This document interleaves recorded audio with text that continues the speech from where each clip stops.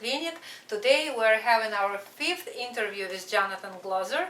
And for you guys who don't know who is Jonathan, and Jonathan is a owner of very famous mountain well-being company. He is creator of colloidal gold, colloidal silver, colloidal copper, and our last interview with Jonathan was about wonderful product that called organic sulfur. And today we invited Jonathan to speak about the product that I cannot say enough of. This is iodine. Iodine is one of my favorite product, because without iodine we cannot exist, we cannot grow our kids, we cannot have memory, we cannot have anything, health of the thyroid and breath. But Jonathan gonna tell you much more. So for many of you who know, who watch my channel, they know that I'm originally from Russia, and finally just now for last couple of years in United States we can find the product that I actually grew up with. And Jonathan gonna tell you about this product. So Jonathan, tell people what is iodine and everything about iodine. So they're anxious to know about that. Okay. Well, like our last video, I talked about organic sulfur being one of the most important minerals to supplement with. Iodine is also right there. It's one of the most important minerals to supplement with. It plays a role in so many aspects of our health, and we cannot be fully healthy without sufficient iodine levels. Unfortunately today, just like so many other minerals like sulfur and selenium and whatnot, our soils are depleted of these essential minerals. And you know, unless you're eating a lot of seaweed and seafood every day, there's really nowhere else you're getting iodine. And iodine is crucial to our well-being. And so it's one of those that we unfortunately have to supplement with if we want to be at our fullest health. It used to be, you know, for hundreds of years, iodine was considered to be, quote, the universal medicine. And it was only about 50 years ago it went from being considered the universal medicine to something that's a toxic poison that we need to stay away from. That's misinformation. Hundreds of years ago, up until about 50 years ago, if somebody went to the doctor and they had something wrong, one of the first things the doctor would do is make sure the iodine levels were where they should be. That was one of the first things they would check. Dr. David Brownstein, he wrote a book on iodine. He wrote the foreword to one of my favorite books on iodine called The Iodine Crisis by Lynn Farrow. You can find it on my website, mountainwellbeing.com. You can find it anywhere else. If you don't get it from me, make sure you get it somewhere and read it. It's an excellent book. One of my favorite books on health that I've ever read. It's called The Iodine Crisis by Lynn Farrow, F-A-R-R-O-W. And anyway, Dr. David Brownstein wrote the foreword to that book. He calls iodine the most misunderstood nutrient of all because it's so important, yet today most doctors tell you to stay away from it. One word of caution: if you do have Hashimoto's disease or Graves' disease, you probably need iodine more than anybody, but you need to do it, supplement with your doctor's supervision. Ideally, you want to get a test to see where your iodine levels are. Last summer I had my urine and saliva tested. One was 1 parts per million, the other was 2 parts per million. They should both be at least 10 to 20 parts per million or higher. So just, you know, I grow most of my food, I eat really healthy, but just like almost over 95% of the population, I was extremely deficient in iodine. So I started supplementing, and you know, about 3 months later I had my iodine levels checked again, and I was just in the low end of the good range. And so now I'm taking a maintenance dose every day, which is considered to be 12.5 milligrams of iodine a day. For about 2 or 3 months I was taking double that, sometimes triple that, but usually just double that to get my levels back up. Initially it may take a while to get your levels up because the part of our body that absorbs iodine, they're called symporters. And the analogy is like a dry sponge. If you have a sponge that's very dry, you start to pour water on it, initially the water just beads off and rolls right off. Eventually that sponge starts to get moist, and once it gets moist it can absorb a lot more water. Same thing with the symporters in your body absorbing iodine. So it may take a while to get your levels up, but that's why you want to get tested. Get your levels tested now, see how low you are, start supplementing with iodine, and then get your levels tested again and just follow, you know, track your progress. Okay, Jonathan, tell us, if you can read for us actually, what symptoms people might have with iodine deficiency. Okay. This is my brochure on iodine, and inside the front cover it's got a list of some of the symptoms of deficiency. See if you can relate to some or many of these. Weight gain, difficulty losing weight, sluggishness, fatigue, exhaustion, brain fog, confusion, lack of mental clarity, memory loss, lower than normal body temperature. If your hands and feet get cold very easily, that's a symptom. Intolerant to cold, hair loss, dry skin. One thing I want to mention was, I heat my house with wood, and my house is very dry in the wintertime. And this past winter was the first time in the 18 years I've lived in this house that my hands didn't get dry and crack and split. Every other winter they have. And so anyway, my dry skin is gone since I've gotten my iodine levels up, as well as many other benefits. My brain fog's gone, is much better. I'm not losing as much hair. I have more energy. Cracked heels, brittle nails, sparse eyebrows on the outer third part of your eyebrow, coarse dry hair, constipation, depression, fatigue, frequent muscle aches or cramps, decreased libido, infertility, candida, difficulty managing stress, poor digestive function due to inadequate stomach acid, which then leads to GERD, fibroids, fibrocystic breast lumps, breast cancer, abnormal or heavy menstruation, thyroid problems, typically hypo, but sometimes even hyper, heavy metal toxicity, low immunity, easily catching colds or flu viruses, and also prostate issues. A lot of men that have prostate issues, it's often because they don't have nearly enough iodine in their bodies. So. Very nice, yes, and wonderful product, nothing I can add, but even children, if children experiencing a lot of difficulties in the school, a lot of symptoms of ADD, like they're not interested to learn something, the iodine is a wonderful product. I grew up my kids on iodine, and they graduate the school wonderfully, and so now they go to colleges and working.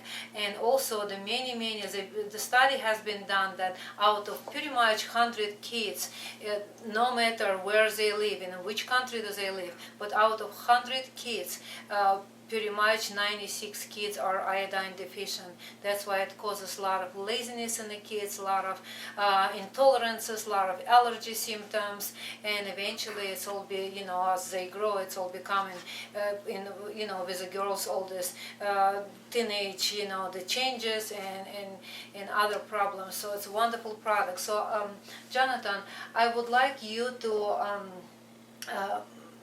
to tell us, because a lot of people don't know about supplementation, how to supplement themselves with, why do they have to supplement with iodine, while they can go to the store and buy this salt, the regular salt that says iodide, iodide salt, that I completely even don't.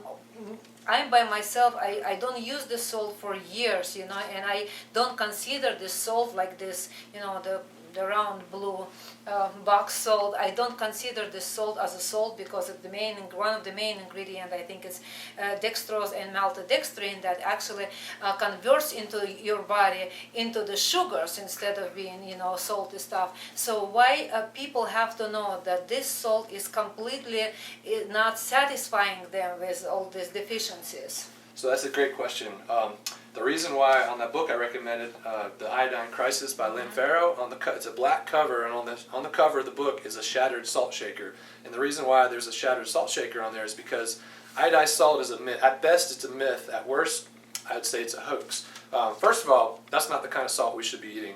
That's refined salt. That's not good for our bodies. Sure. The kind of salt that's good for our bodies that we should be consuming is unrefined sea salt, like Celtic sea salt or pink Himalayan salt. Those are actually good for our bodies. The other salt causes problems. The good salt reverses problems. So you don't want to be consuming that salt. But let's say you were, just for instance, if you were consuming that salt, it's physically impossible to consume enough of that salt to get the iodine level, the amount of iodine that the body needs. Again, the maintenance dose is considered to be 12.5 milligrams a day. The average person in Japan consumes about 14 milligrams a day because they eat a lot of seaweed, a lot of seafood on a daily basis. We're not, what you're getting from the salt is trace amounts of that. They put what they put in the salt is just enough to keep your thyroid from swelling up into a goiter. The US RDA is 150 micrograms of iodine. What we actually need to be fully healthy is about 100 times that much. And so, anyway, you're not going to get enough salt. And when you buy a box of salt that's iodized, when you take it home, as soon as you open that box and set it on the shelf, within a month or 2 or 3, you probably lost about 90% of the iodine through evaporation. Yeah. And so it's just not in there. We should be getting our iodine from either seaweed and seafood or by supplementing. Just a note about, there used to be iodine-rich soils, just like there used to be a lot richer soil, a lot more minerals in our soils all around. South Carolina was actually known as the iodine state. And back in the 1930s and prior, they actually had the license plate said South Carolina, the iodine state. And the reason why they advertised that and bragged about it is because they wanted to market their produce to other parts of the country and get high dollar for the produce, because everybody back then knew how good iodine was for you. And so if somebody had iodine-rich food versus non-iodine-rich food, you would of course choose the iodine-rich food. So, and another note, you were talking about how it's important for children and babies. Yes, yeah. Iodine is directly linked to IQ. And so babies born to mothers that are iodine sufficient have a much higher IQ, 20, 30 points higher than children born to a mother who's iodine deficient. And so if you're pregnant or if you're thinking about getting pregnant, it's more important for you than ever, than anybody, to get your iodine levels up to where they should be. Again, get tested. Ask your doctor to test your levels. If your doctor won't do it, you can go to a lab and request it and pay for it. But it's definitely worth knowing about. It's one of the most important. That came to my mind. I also would like to add that the parents who have who born children with Down syndrome, it's indication, actually one of the biggest indication, that the mother was suffered from iodine deficiency for many years. So this is the reason why children can get born with Down syndrome. And so if mother going to prevent themselves before they're going to get pregnant, so it would be just the great idea. So they just have to be more open-minded and not to think that the salt what they're eating is completely enough for them. I have to tell you that the iodine in the form of, Jonathan's going to tell you about the form of the Lugol. Not many people know, unfortunately, about this form, but whenever I grew up, anytime we would go to school, and there's a lot of infection, a lot of bacteria, viruses around, so we always had like tonsillitis or strep throat, and the first thing what was come handy, and every kitchen counter in Russia had probably the only one thing, and it was iodine itself, and it's not diluted, it's really good form of iodine, and also Lugol. So, and I would never forget that every night, my mom would put it on my tonsils, and every morning, in the morning, whenever I would be waking up, everything is gone, no problems, and I would be healthy going back to school. So, and this exactly the way I raise my kids also, and so the wonderful product. Go ahead, Jonathan, tell us about, of course, about the form of the Lugol. So what you can say, and why many people don't know about this form. So it's a wonderful form. Okay, well these are the products that I have on my website. One is both the same. One is capsules, one is liquid. Other than that, they're basically the same. The nice thing about this product is it has both iodine and iodide. Different parts of every cell of the body uses iodine in some form. The thyroid, for instance, is the biggest user of iodine. It prefers iodide with a D at the end. The reproductive organs, like the breast and the prostate, they prefer iodine with an N at the end. This product has both. It also has all the other cofactors, co-minerals, co-nutrients that you need to absorb the iodine, like selenium, zinc, vitamin B, vitamin C, and it also has fulvic acid. Anything you take with fulvic acid gets into the body more efficiently, and the fulvic acid actually helps to regulate the amount of iodine that the body's using. So if you're taking too much, it tends to help to buffer that a little bit. The liquid, 20 drops of the liquid equals 1 capsule, and that's your maintenance dose, which is 12.5 milligrams. Some women like to, or some people like to paint it on their skin. Like for instance, if a woman has fibrocystic breast lumps or breast cancer or something like that, she might want to paint it on her skin. And obviously, if you're going to do that, you would need the liquid. Some people like to titrate up very gradually, and so 20 drops of the liquid equals 1 capsule. The liquid allows you to titrate up much more gradually if you wanted to do that. Just like the sulfur I mentioned in the last video, iodine is very detoxifying to the body, so you could have a Herxheimer effect or a cleansing reaction or a healing crisis, all the same terms for the different terms for the same thing. Basically, when this detoxifies your body, you go too fast, you could have a headache or flu-like symptoms. For me, I experienced a pretty severe headache for about 2 weeks when I was taking the iodine initially, and in that book I recommended, The Iodine Crisis by Lynn Farrow. They talk about different ways to manage that. One is by drinking unrefined sea salt in water. The book tells you how much to do. That helps your kidneys process the toxins out of the body. The other is to do what's called pulse dosing, where you take iodine for 5 days and then you take 2 days off. Iodine for 5 days, 2 days off. Those 2 days off allows your body to catch up with the detoxification process. So I knew it was the iodine that was giving me the headache because, one, I don't ever get headaches, thank goodness. Two, when I was doing the pulse dosing, at the end of the 2 days off, my headache was pretty much cleared. And then the next day when I started with the iodine again, the headache came back. And I knew it was that, which is a positive thing because, and again, it's a one-time thing. Once you get these toxins out of your body and you maintain your iodine levels, then you're not going to go through this again. It's just a one-time thing. For me, it lasted about 2 weeks. And the reason why you might go through that is because on the periodic table of charts, periodic table, there is a column that has all of the elements in that one column are known as halogens. And iodine is one of the halogens. There's 5 of them. 4 of them are important to know about.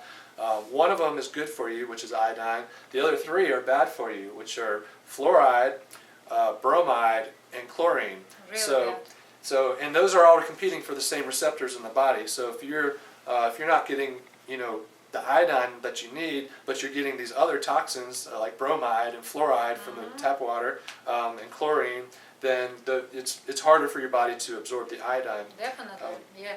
And people who eat the bread, that bread made out of flour that has been bromated, and what bromation does, it pulls up all the iodine from your system, and you become an iodine deficiency. That's why deficient. So that's why so many people nowadays suffering from thyroid, and it's not only thyroid, but I'm just saying that it's a last I would say point that people already get diagnosed with a problem. But before that, they get clogginess, they cannot concentrate. But Jonathan gonna tell you more about all this, the symptoms, what it would bring you to, but the bromation, you have to watch for bromation in any food that you're eating, because it's completely withdrawing the iodine from your system. And also iodine is I cannot just emphasize enough how important iodine for female breast tissues. It's one of the number one in the world, I would say, connection, and we have to be very open-minded and carefully taking that as a prevention, not to have any breast problems. Right. So. I just want to say a word about the bread. Back before 50 years, from 50 years ago prior, iodine was considered to be so important that they figured, okay, what can we put the iodine in? What food product can we put iodine in that everybody eats? And they decided bread. So they used to, and iodine actually works as a leavening agent for the bread. So it helps the bread to rise, gives it a nice texture and consistency. So it's a win-win. They put iodine in the bread for a very long period of time because they knew how important it was for everybody to have iodine in their system. They wanted to make sure the entire population had enough iodine. Well, back around 50 years ago, and this is documented in the book, The Iodine Crisis, somewhere around there was some misinformation, and so iodine went from being this universal medicine to this toxin and poison that we need to stay away from. Right. So what did they do? They took the iodine out of the bread, and what did they do? They replaced it with bromide, because bromide is also a leavening agent for the bread. It was a good substitute for the iodine, but what bromide does is it competes for the iodine in our body. And so when you eat bread today, not only are you not getting the iodine anymore, but you're getting bromide, which is which competes with the iodine. And so you're not only getting the iodine anymore, but you're getting something else that actually pushes the toxin that actually pushes the iodine out of our bodies, and so it's like a double whammy there.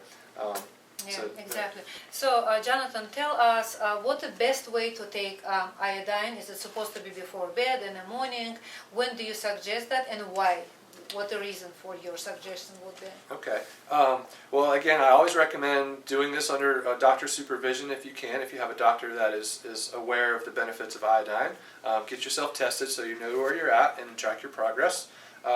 But basically, you know, because of the detoxification properties of this product, you want to start gradually and increase gradually. So if you're doing the capsule, start with 1 capsule a day and do that for a while before you decide to increase, if you do decide to increase to more than 1 capsule a day. If you're doing the liquid, maybe just start with a few drops and see how you do. If you're getting a headache, then stay at that level or reduce it down a little bit temporarily until you can gradually increase without having a severe headache. Iodine is always best to be taken in the morning because it gives you energy, and if you take it too late in the day, you're probably not going to sleep very well at night. So it's great that it gives you energy, just make sure you don't take it past lunchtime. You want to take it in divided doses, take 1 in the morning, 1 at lunchtime, don't take it past then. Whenever I'm taking that at 4 o'clock in the afternoon, I'm just keep going like Energizer, yes. Right. So, but this is whenever I need to do my work to write some new lecture or something, I just have to keep going until 12 or 1 in the morning. So, and it really works well for me. So, yeah. But yeah, this is a good idea to take it in the morning because it's the right way to do. Right. So what I do is I take this in the morning. I actually take it with my sulfur because I take them. Some people can have a little bit of stomach discomfort if they're taking the liquid on an empty stomach. I've not noticed that myself. The capsules bypass that problem. So if you're taking the capsule, what I do is I just take 1 capsule in the morning. If I'm taking the liquid, I may or may not take it with food. If you do have any sensitivity with the liquid, then make sure you take it with food. But what I do is I take 12.5 milligrams a day. So I usually go for the capsule because it's quicker and easier. If I do use the liquid, I do about 20 drops a day. The good thing about iodine is, well, there's so many, but again, like I mentioned in the last video talking about sulfur, we live in a world that's bombarding us with radiation all the time. And a lot of people will have potassium iodide pills on hand for an emergency. Well, that's well and good, but what I say to people is why not experience the benefits of iodine on a daily basis? It has so many health benefits. So instead of waiting for the next nuclear event to happen, why not get your thyroid? Thyroid is the biggest storehouse of iodine in the body. So why not have your iodine saturated with your thyroid saturated with the good iodine now and reap all the benefits of that? And then, you know, if there is or when there is the next nuclear incident, then you're already protected. You're not having to play catch up. And so again, get yourself tested. Make sure your levels are where they should be. But what I do to keep my levels where they are, which is actually now in the good range, I take 1 capsule a day, and that protects me. So, so just a note on, you know, if our thyroid is saturated with the good iodine, we're much less likely to absorb the radioactive iodine or the radioactive, you know, isotopes of whatever nature that are coming at us. Jonathan, tell us if there's any people who has to stay away from the iodine, from these formulas of iodine. So if they're not going to get any benefits from that. Well, you you know, if you're eating a lot of seaweed and a lot of seafood, you know, I just want to mention about 95%, actually slightly more than 95% of Americans tested are iodine deficient. Some are actually almost iodine depleted. So iodine is very important. Like I mentioned earlier, if you have Graves' disease or if you have Hashimoto's disease, it is strongly recommended that you supplement with a doctor's supervision. But so over 95% of the population are deficient in iodine. 100% of the population tested for bromide toxicity are toxic with bromide. And the reason why bromide, I mentioned earlier, it's in the bread, it's in Mountain Dew. Mountain Dew has brominated vegetable oil in it. You shouldn't be drinking that anyway. Even if you don't consume bromide into your body, it's everywhere. It's in fire retardant chemicals, which are used in mattresses and couches and upholstery and children's toys, and it's basically ubiquitous. It's everywhere, and that's why 100% of people tested for bromide have toxic levels in their body. And so for that reason, that reason alone is reason enough to take the iodine, because when you start taking the iodine, it's going to be pushing out the bromide, pushing out the fluoride, pushing out the toxic chemicals related with chlorine, which is actually going to be very beneficial for your body. And yes, and you know what Jonathan just was mentioned about seaweed, and let me just bring your attention to my other videos that I made. Actually, it's 3-part of video about seaweed salad that we get. It's wakame salad or wakame salad that we get here in the United States and many other countries. This product comes from China, and I just would like to encourage you to watch this video because there's nothing about iodine.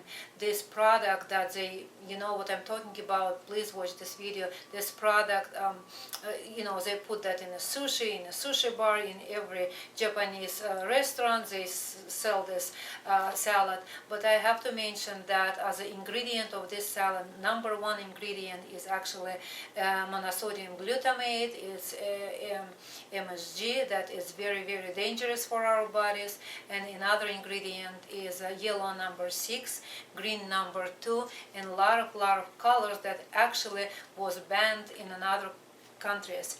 So please watch this video. It's very important because some people thinking that they get really good benefit from that, but they are not. One of my clients was eating this salad. She was buying tons of them. She was eating that for her thyroid issue, and finally she ended up to remove her thyroid at all. But I was telling her that this is not a way to fix the thyroid problem. She actually had hypothyroid, so which is slow thyroid. Just pay attention and find the right way of iodine supplementation, and also like seaweed salad. You can eat seaweed salad from other countries, but this the Japanese way, this wakame salad that this usually people use, it's one of the worst one. And I also did experiment in my video. I put it hot boiling water. I put the seaweed bunch of that in a hot boiling water, and it ended up, but it's nothing but plastic. It's colored plastic. So I just would like to state you, because I have all ingredients, all labels with me, and so please go ahead and watch that video too. So it would be very informative. And just to let you know, I've been taking kelp supplements for years. Yes, kelp and is really good. Yes. It's really good, but I don't think I was getting. I know I wasn't getting enough iodine because my dry skin never went away. I was taking kelp every day for years, and I never got the benefits that I got from taking this iodine. Just one last note of caution: if you go to a drugstore, they're going to have a big bottle of iodine for pretty cheap. That's for topical use. It'll probably have a skull and crossbones on it. It's completely different. When you take an iodine supplement internally, you got to make sure it is made for taking internally. There's an iodine for topical use. There's an iodine for internal use. You can use this topically as well, but you cannot use the drugstore iodine internally. No. It's not safe. No, yeah, completely different. And also, if you go to your healthcare specialist, if your healthcare specialist also like working toward integrative way of healing, they're gonna give you the big. It's a kit, it's a set, so you're gonna take this kit at home and do your test by yourself, and then return it back either to the lab or to your doctor. And this is a really good test for you to start with, to find out what's going on. But also this is, I would say, it's folk test. A lot of people also taking really good form of iodine, like regular iodine, and they put it really small patches on the skin, and they go to bed, like, and in the morning, if this patches actually disappear, it's also indication of that your iodine deficiency. So if you still have a little bit, it's also something to pay attention for. But if it's not disappear, if it's like you just did it, that means your iodine in a normal range. So also, talk about that product, that particular issue with your doctor, and if you need any help, again, watch us watch this video, subscribe to us, because we have tons of interesting information, like how our health could be great without any drugs, without any medicine, without preventionally, I would say, not medicine, but medicine we definitely have to take, right? Whenever it's already we're having problems, but not to get to this problem. So to prevent ourselves and to get to the root of the problem, it's most important thing in regarding to your health. So, Jonathan, anything else would you like to add? I just want to say about the testing, the patch on the skin, it's may or may not be accurate. It's not reliable, and so not reliable. Yeah, it is not reliable, especially when you go to bed and you're gonna rub your rub your head against the pillow and stuff. Yeah, definitely. So it can give you an idea. Of, but how at least ideas. So But if you really want to know for sure what your levels are, get your blood tested, or your urine, or your saliva, or all three. Yeah, this kit has everything in it, so and people can choose it. Yeah, that's wonderful kit. So that's it.